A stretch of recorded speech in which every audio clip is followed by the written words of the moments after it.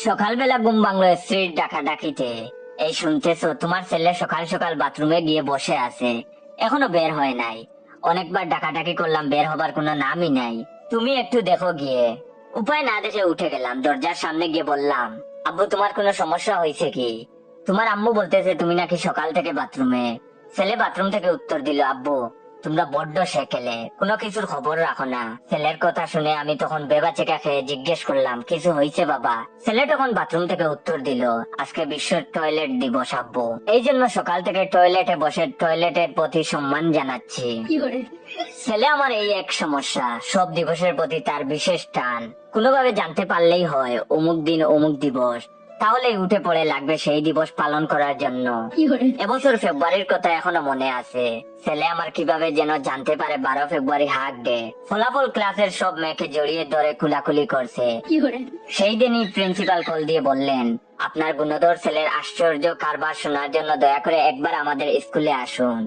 সেদিন ওর স্কুলে গিয়ে অনেক কষ্টে ওর প্রিন্সিপালকে ম্যানেজ করতে পেরেছিলাম, কিন্তু 13 ফেব্রুয়ারি কিস ডেতে আর পারি নাই। শুনছিলাম ক্লাসের সব মেয়েকে ছেলে আমার এক এক করে কিস দিয়েছে।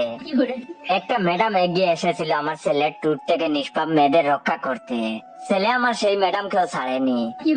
ফলাফল ওরা আমার গুণধর ছেলেকে ক্লাস থেকে বের করে দেয়। পরের দিনই অবশ্য ওকে অন্য স্কুলে ভর্তি করে দেয়নি, কারণ সেই দিন ছিল 14 ফেব্রুয়ারি।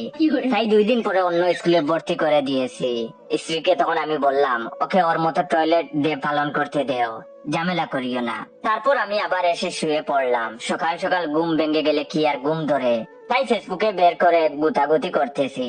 হঠাৎ দেখি এক বড় ভাই পোস্ট দিছে, বিশ্ব টয়লেট দিবস, সাথে বিশ্ব পুরুষ দিবসের শুভেচ্ছা।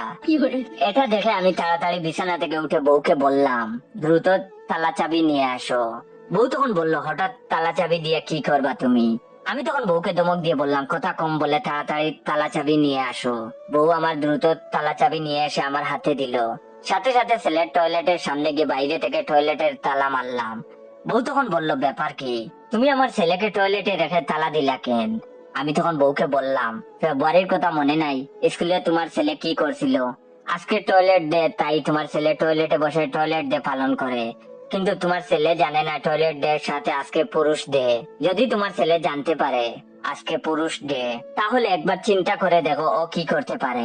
সেই বয়েই ওকে টয়লেটের তালা দিয়ে আসলাম। বউ দেখি দ্রুত পাশের রুমে চলে গেল। তারপর সেখান থেকে বিশাল সাইজের একটা তালা নিয়ে এসে বলল, যাও এটাও মেরে আসো।